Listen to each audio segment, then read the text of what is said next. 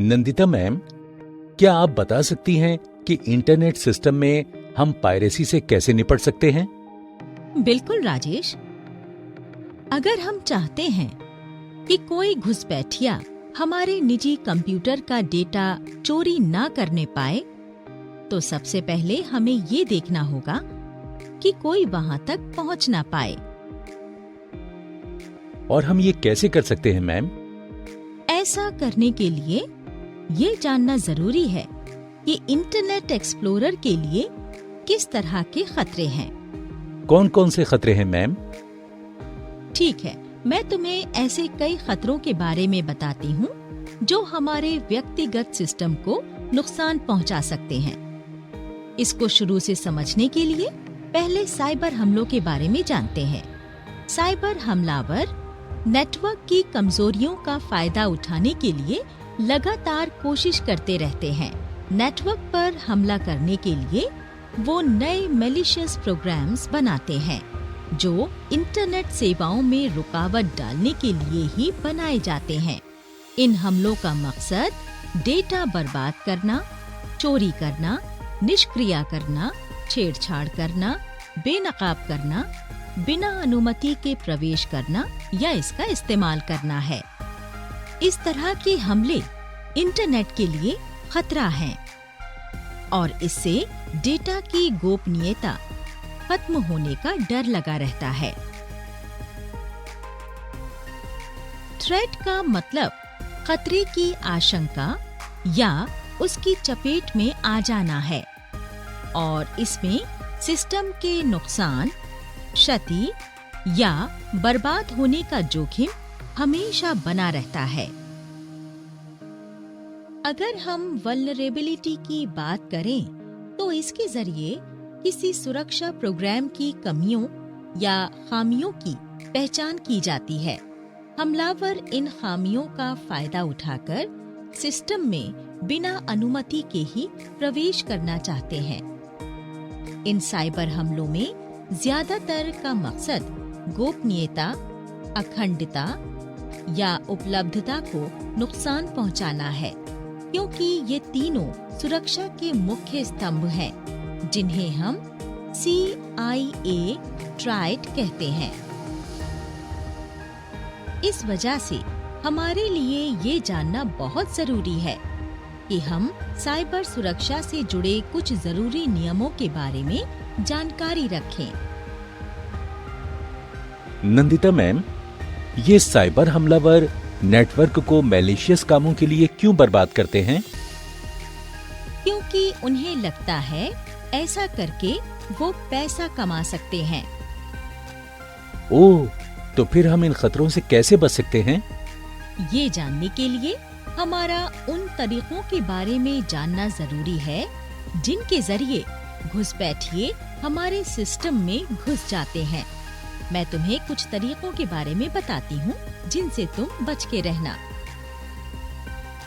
सबसे पहले तुम्हें ईमेल के जरिए मिलने वाले खतरे के बारे में बताती हूँ। क्या ईमेल भेजने या प्राप्त करने से भी हमारा सिस्टम खराब हो सकता है मैम? हाँ राजेश, इसकी पूरी आशंका है। उनमें से कुछ ये रहे। जब ईमेल की बात आती है तो सबसे ज्यादा खतरा स्पैम मेल्स के जरिए आता है। कई एजेंसियां स्पैम मेल्स बनाती हैं और काफी बड़ी संख्या में उपयोगकर्ताओं को भेज देती हैं।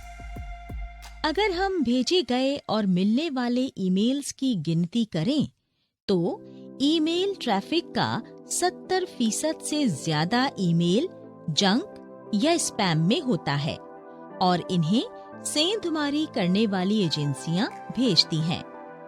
स्पैम मेल्स की ज्यादातर ईमेल्स धोखाधड़ी करने के लिए भेजी जाती हैं। इनका मकसद किसी नेटवर्क में आए बेकसूर उपयोगकर्ता को फंसाना है। उनका सिर्फ एक ही मकसद है, धोखे से तुम्हारा निजी डेटा और जानकारी चोरी करना।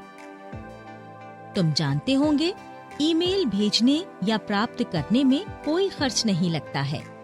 इसी वजह से किसी की निजी जानकारी हासिल करने के लिए साइबर अपराधी इस माध्यम का खूब इस्तेमाल करते हैं। ईमेल्स में बहुत ज्यादा तकनीकी भी शामिल नहीं है और साइबर अपराधियों के लिए इसमें जोखिम भी कम है। इसीलिए साइबर अपराधी इसका फायदा उठा सकते हैं और लापरवाह उपयोगकर्ताओं को ईमेल्स भेजते रहते हैं। नेटवर्क और इसके उपयोगकर्ताओं से छेड़छाड़ के लिए धोखाधड़ी वाली एजेंसियां लुभाने वाले ईमेल्स बनाती हैं। ये ईमेल्स ऐसे लोगों को नकली मौके देती हैं जो इन एजेंसियों के बारे में शायद ही जानते हों। ये फर्जी ईमेल्स काफी बड़ी संख्या में उपयोगकर्ताओं तक पहुंचती हैं और इससे काफी फायदा होता है क्योंकि कई उपयोगकर्ता जिज्ञासा में इन ईमेल्स और इनके अटैचमेंट्स पर क्लिक कर देते हैं। इस तरह वे धोखाधड़ी के शिकार हो जाते हैं। आमतौर पर स्पैम मेल्स ऑनलाइन दोस्त बनाकर उनसे धोखाधड़ी करने के लिए बनाई जाती हैं। ये एक तैयार किए हुए असली वजह के लिए होती हैं, जैसे विदेश में रह रहे एक दोस्त को किराया देने या दूसरे बिल चुकाने के लिए पैसों की तुरंत जरूरत है। बेकसूर उपयोगकर्ता अक्सर इन ईमेल्स के झांसे में आ जाते हैं, बिना ये जाने कि ये एक धोखाधड़ी वाली एजेंसियों ने बनाया है। तो शुरुआती कामयाबी मिलने के बाद इस तरह की एजेंसियां और भी स्पैम मेल्स बनाकर बड़ी संख्या में उपयोगकर्ताओं को भेजने लगती हैं। वो ज्यादातर ऐसी ईमेल्स भेजती हैं जिनमें किसी के इलाज का बिल चुकाने या किसी अनजान लॉटरी ड्रॉ में बड़ी रकम जीतने या फिर किसी ईमेल सेवा प्रदाता ने अचानक से आपको बड़े विजेता के रूप में घोषित कर दिया है। इस तरह की बातें आपको ईमेल द्वारा कही जाती हैं। अच्छा, वो इतने फ्रॉड और खतरनाक हो सकते हैं? मुझे तो इस बारे में इतना पता ही नहीं था मैम। पर अब तो तुम्हें पता चल गया है ना राजेश। तो अनजान एजेंसियों का ईमेल खोलने से पहले सावधान रहना। आगे से मैं ये जरूर करूंगा मैम। तो क्या नेट इस्तेमाल करते समय अन्य दूसरे खतरे भी होते हैं मैम? हाँ राजेश, और भी हैं। मैं तुम्हें सोशल इंजीनियरिंग के बारे में बताती हूँ। सोशल इंजीनियरिंग, ये क्या होता है मैम?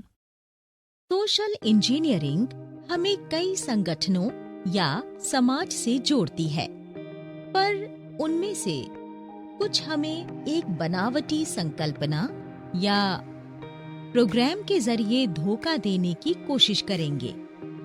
ये जरूरत के वक्त हमारी मदद करने की बात करते हैं। पर वो इंटरनेट पर ऐसा कैसे कर लेते हैं मैम? इसके कई तरीके हैं राजेश।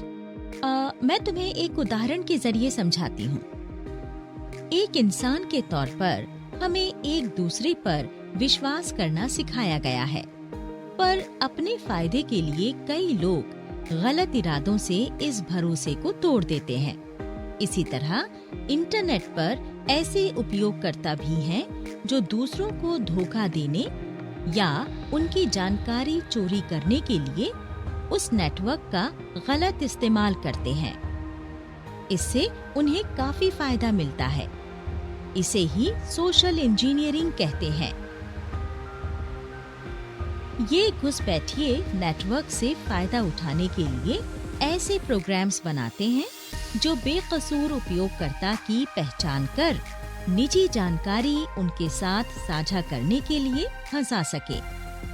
एक बार उन्हें जानकारी मिल गई, फिर वो इसके जरिए उस इंसान से हेराफेरी करते हैं। उदाहरण के तौर पर किसी को एक फर्जी संगठन से शानदार नौकरी के लिए एक ईमेल आया।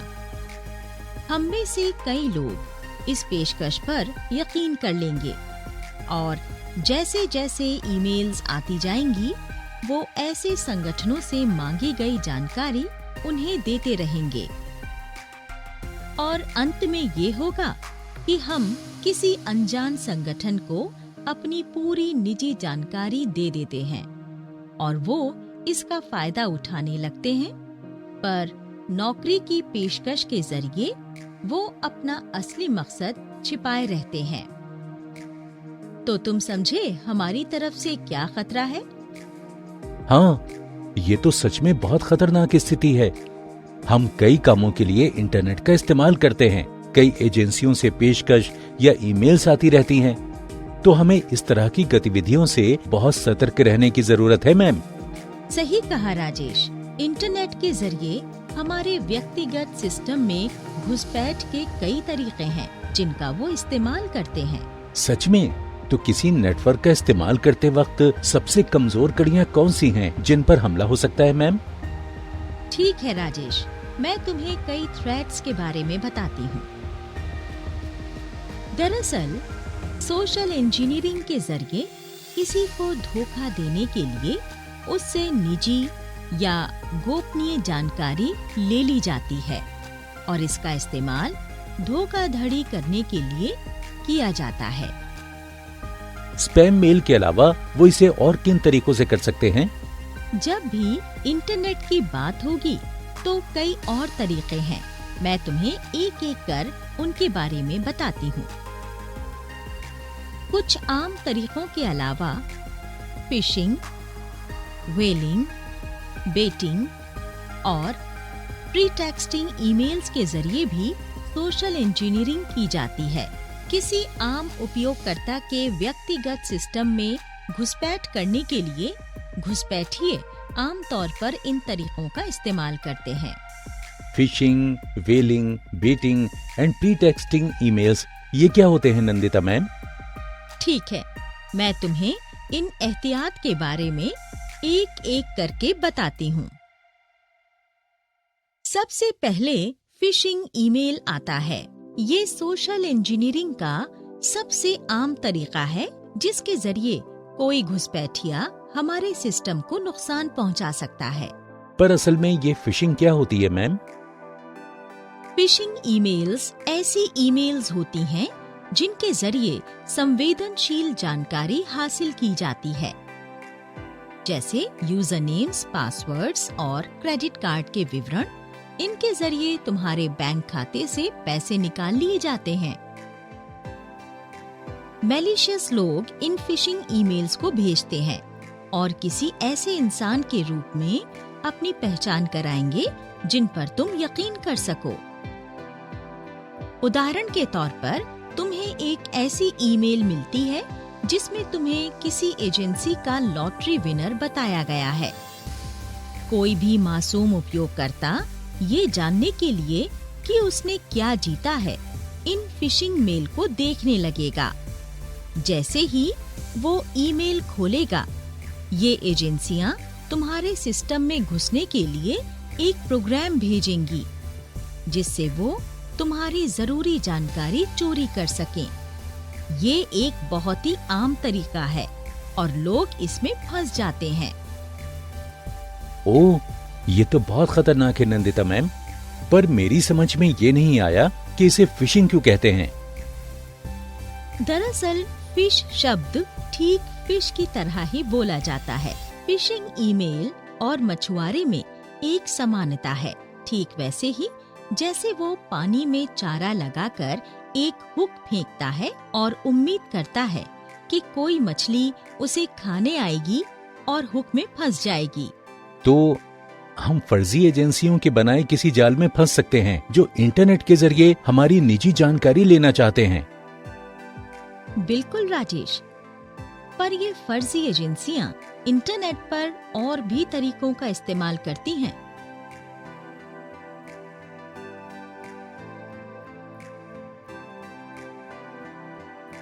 चलो स्पेयर फिशिंग से शुरू करते हैं।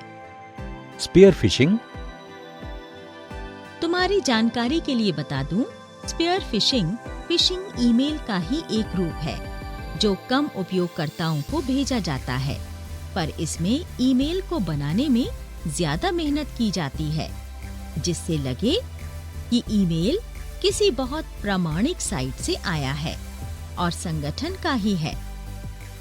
वो खुद को अच्छी तरह जाने पहचाने किसी संगठन के सदस्यों के तौर पर भी पेश कर सकते हैं, जिससे तुम्हें यकीन हो जाए कि उन्हें भेजी गई निजी जानकारी से तुम्हें कोई खतरा नहीं है।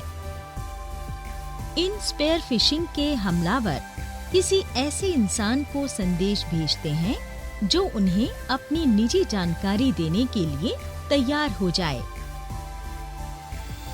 उदाहरण के लिए एक मछुआरे को ही ले लो, जो पानी में चारे वाला हुक फेंकने के बजाय उससे एक खास मछली को पकड़ना चाहता है।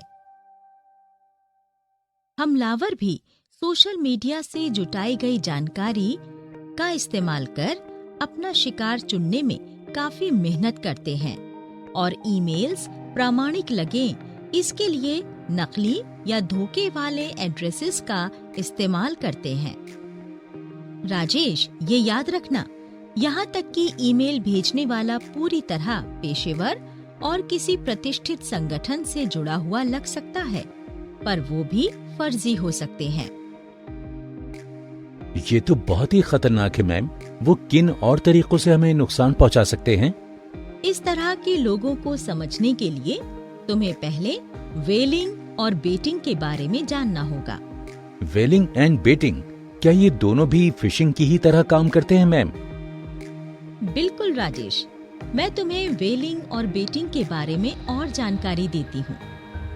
बेशक दुनिया भर में कई संगठनों के ईमेल सेवा प्रदाता का इस्तेमाल किया जाता है, पर कई लोगों को विश्वसनीय साइट से भी फर्जी ईमेल्स आती हैं, जिसके जरिए उनके व्यक्तिगत सिस्टम पर वायरस हमला किया जाता है या उनके कीमती डेटा की चोरी की जाती है। इसलिए साइबर स्पेस में वेलिंग और बेटिंग के बारे में जानना जरूरी है। अब बात करते हैं वेलिंग और बेटिंग की। ये क्या होते हैं मैम?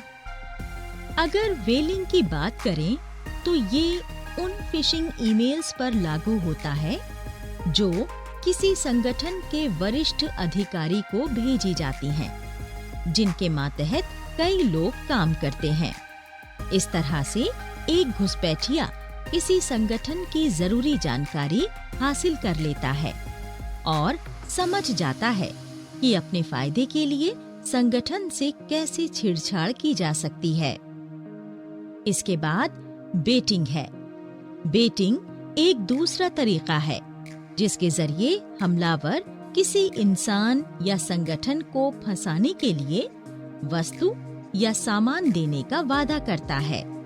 वो उपयोगकर्ता को मुफ्त में संगीत या फिल्म डाउनलोड करने का प्रस्ताव दे सकता है, पर इससे पहले आपको कुछ साइट पर अपना लॉगिन विवरण देने के लिए कहेगा। इन विवरणों के जरिए बाद में धोखाधड़ी की जाती है। कुछ ऐसे मामले मिले हैं जहां इस तरह के लोग अक्सर आने जाने वाले रास्तों पर पेन ड्राइव फेंक देते हैं। कुछ मासूम लोग इन्हें उठा लेते हैं और इनमें संग्रहीत एप्लीकेशन को अपने सिस्टम में चलाना चाहते हैं, पर अक्सर इस तरह के उपकरणों में मैलिशियस सॉफ्टवेयर रहते हैं जिनका मकसद व्यक्तिगत सिस्टम में घुसकर डेटा चोरी करना होता है। हमने कई बार देखा है कि किसी पेट्रोल पंप या दूसरे सामाजिक केंद्रों पर पेन ड्राइव मुफ्त में बांटी जाती हैं, जिनमें बांटने वाली कंपनी के विज्ञापन भरे होते हैं।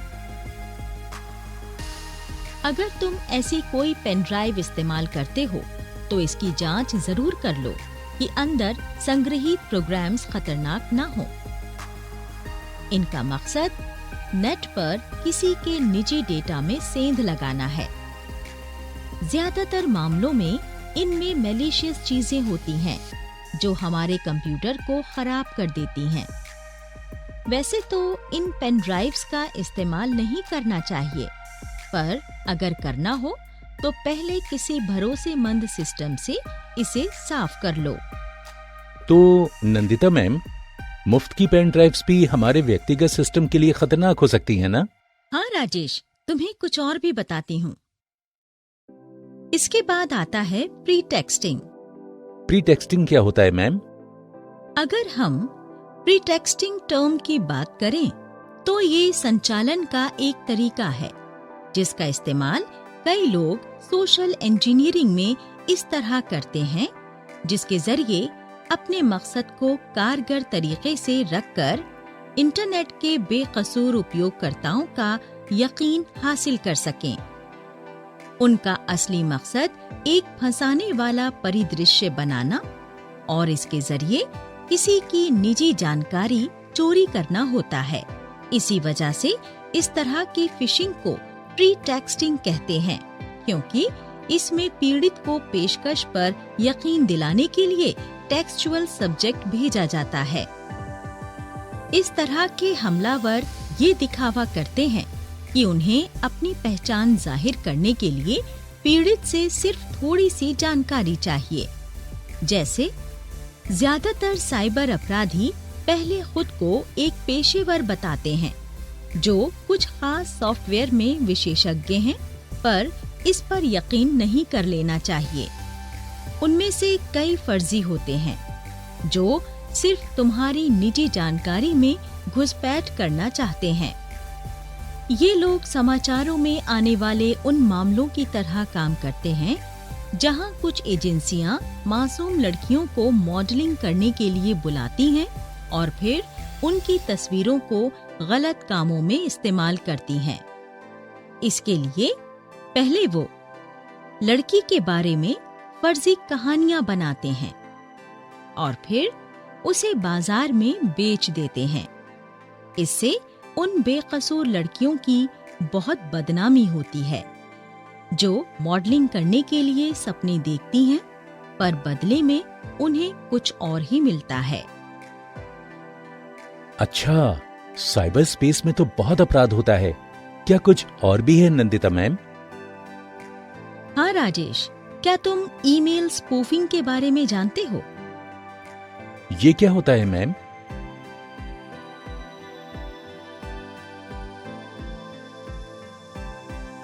स्पूफिंग तुम अगर जानते हो तो स्पूफिंग एक तकनीक है जिसका इस्तेमाल साइबर अपराधी एक बेकसूर इंसान को जाल में फंसाने के लिए करते हैं।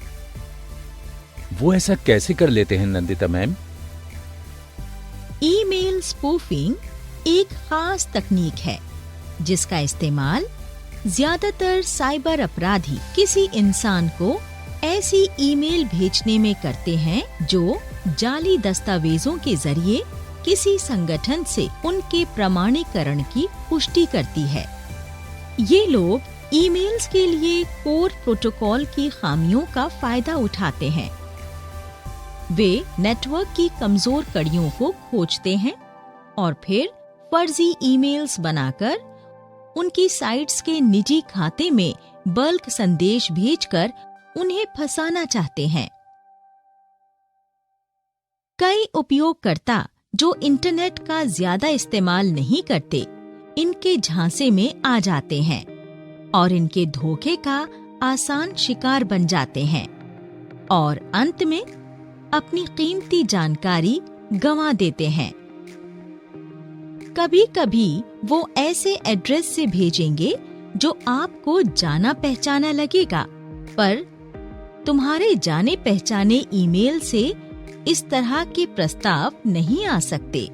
तो जब भी तुम्हें इस तरह के स्पूफ ईमेल्स मिलें, सतर्क रहना। ये तो बहुत ही बुरा है नंदिता मैम कि कुछ लोग बेकसूर लोगों की निजी जानकारी में सेंध लगाने के लिए इतना सारा जोखिम उठा सकते हैं मैम। ये तो इनके खेल का एक नमूना है राजेश। और भी चीजें हैं। मैलिशियस कोड्स और मॉलवेयर थ्रेड्स के बारे में जानते हो?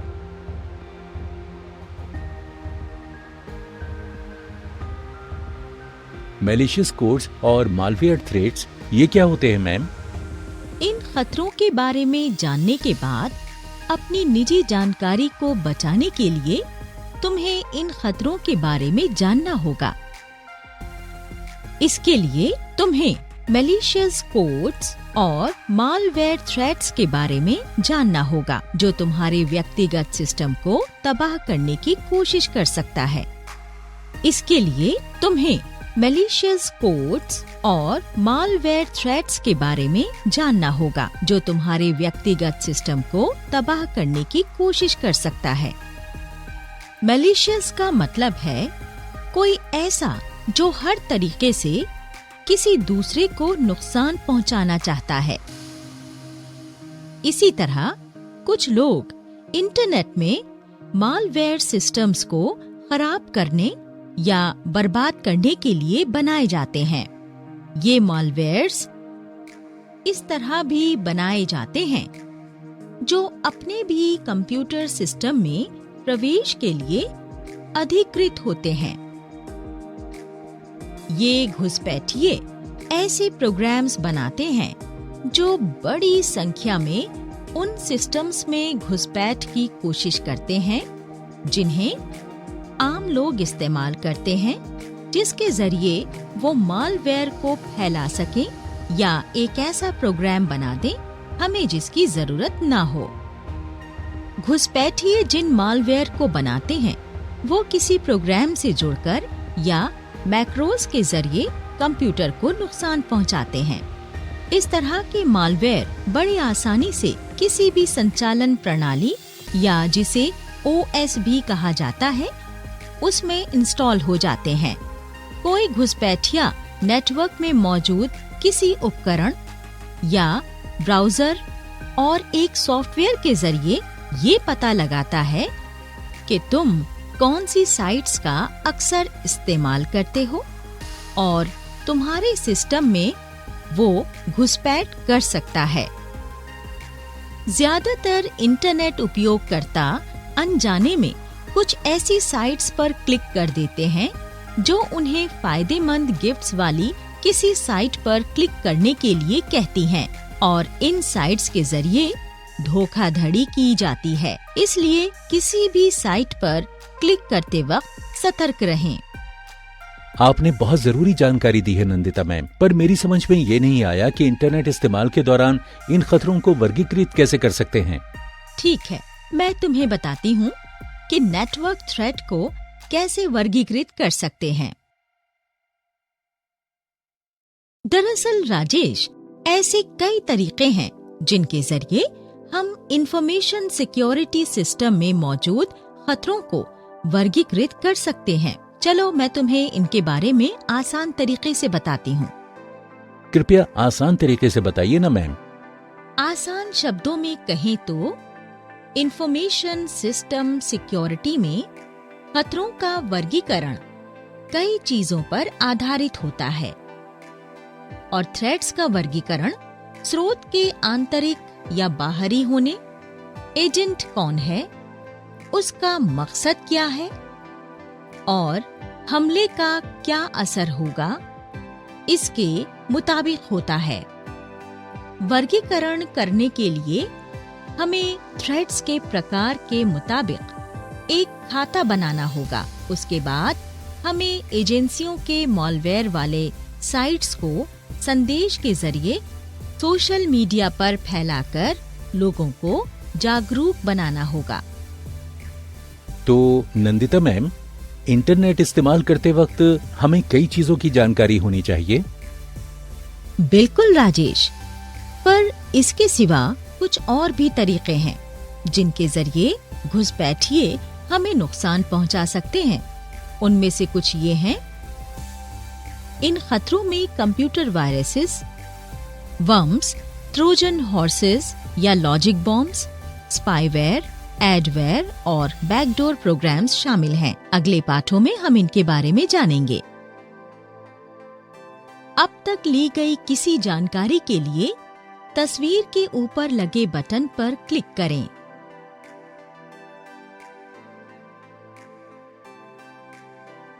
साइबर हमलावर बिना थके लगातार नेटवर्क की कमजोरियों का फायदा उठाने में लगे रहते हैं। नेटवर्क पर हमले के लिए वो नए मैलिशियस प्रोग्राम्स बनाते हैं जो इंटरनेट पर हो रहे काम में रुकावट डालने के मकसद से ही बनाए जाते हैं।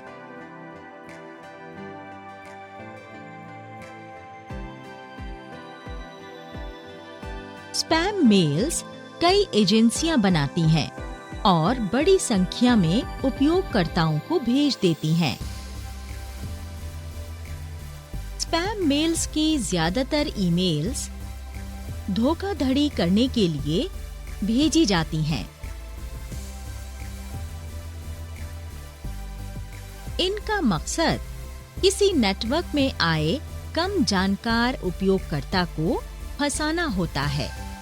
उनका सिर्फ एक मकसद है, धोखे से तुम्हारे निजी डेटा और जानकारी की चोरी करना। इंटरनेट पर ऐसे उपयोगकर्ता भी हैं जो दूसरे लोगों को धोखा देने या उनकी जानकारी चोरी करने के लिए उस नेटवर्क का गलत इस्तेमाल करते हैं। इससे उन्हें काफी फायदा मिलता है। इसे ही सोशल इंजीनियरिंग कहते हैं।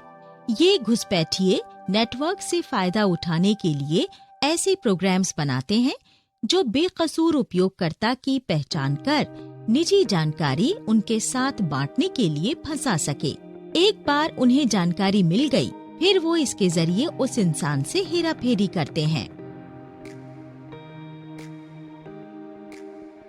फिशिंग ईमेल ऐसी ईमेल्स होती हैं जिनके जरिए संवेदनशील जानकारी हासिल की जाती है, जैसे यूजर नेम्स, पासवर्ड्स और क्रेडिट कार्ड का विवरण। इनके जरिए तुम्हारे बैंक खाते से पैसे निकाल लिए जाते हैं।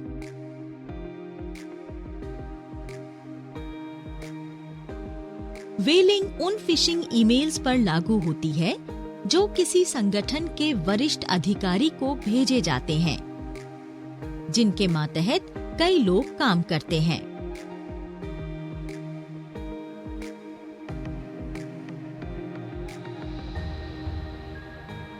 स्पेयर फिशिंग फिशिंग ईमेल का ही एक रूप है जो कम उपयोगकर्ताओं को भेजा जाता है, पर इसमें ईमेल को बनाने में ज्यादा मेहनत की जाती है, जिससे लगे कि ईमेल किसी बहुत प्रामाणिक साइट से आया है और संगठन का ही है।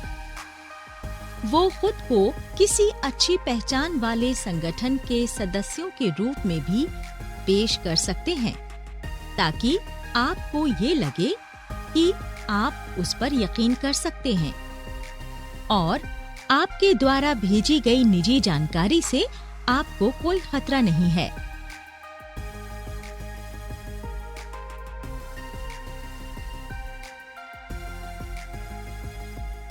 बेटिंग एक दूसरा तरीका है जिसके जरिए हमलावर किसी इंसान या संगठन को फंसाने के लिए वस्तु या सामान देने का वादा करता है।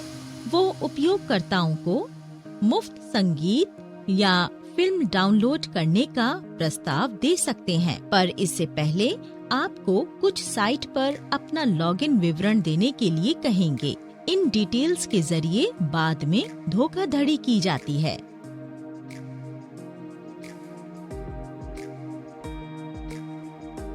प्रीटेक्स्टिंग संचालन का एक तरीका है जिसका इस्तेमाल कई लोग सोशल इंजीनियरिंग में इस तरह करते हैं, जिसके जरिए अपने मकसद को कारगर तरीके से रखकर इंटरनेट के बेकसूर उपयोगकर्ताओं का यकीन हासिल कर सकें।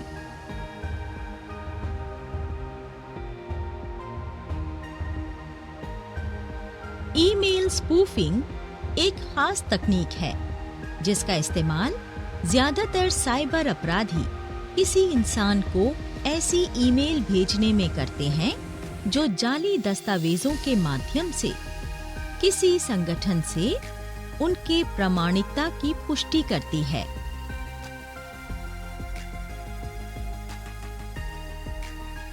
मैलिशियस कोड्स या मालवेयर थ्रेड्स इस तरह बने होते हैं जो अपने भी कंप्यूटर सिस्टम में प्रवेश के लिए अनुमति मांगते हैं।